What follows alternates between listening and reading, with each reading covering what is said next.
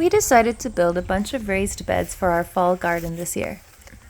One of the reasons why we decided to go with raised beds later on in the season was because we had an incredibly difficult season with all the rain, plus weed management was nearly impossible because we don't use plastic or landscaping cloth or chemicals. So all the weeds have to be dealt with by hand, and until we can build up the soil with more organic materials, we decided the best plan of action for us is to plant in raised beds in this space for now.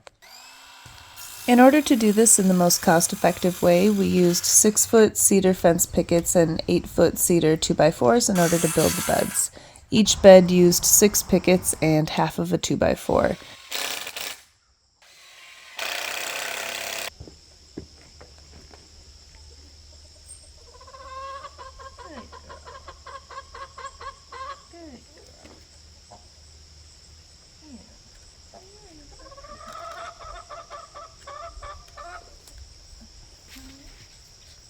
These beds are 6x3, so we didn't have any scraps left over. We used 2 pickets for each long side and 1 picket cut in half for each short side, and these beds were 1 foot tall. Then we just screwed everything together, and that was it. We laid down cardboard to help suppress weeds in each bed, then filled the rest of the way with the soil we got from the local garden center by the truckful. Getting a truck full of soil versus getting them by the bag saved us a ton of money. We added vermiculite and coco coir and a little sand into the soil. We also use these garden beds as a place to put some of our spent mushroom blocks. A few of these beds have a bunch of broken up mushroom blocks on the bottom, and a few of them just have a buried mushroom block or two. Either way, both of them have already produced mushrooms, so it's been really cool to see. Here's one of our garden beds after a nice rain.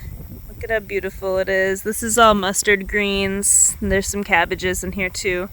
And right next to it, in between 2 beds here, is another one, is a big puddle. And this is why we knew we had to do raised beds. Just one reason anyway. This bed is full of baby greens for the most part. I did throw some carrots in here, so there's some carrots poking through. And then there's still plenty of weeds that manage to find their way, like this purslane, which is edible, so we've been eating it anyway. Most of our weeds are lamb's quarters, also edible, so we end up turning that into pesto and eating it. This bed here is kohlrabi. We have some purple kohlrabi, as well as basils, more carrots,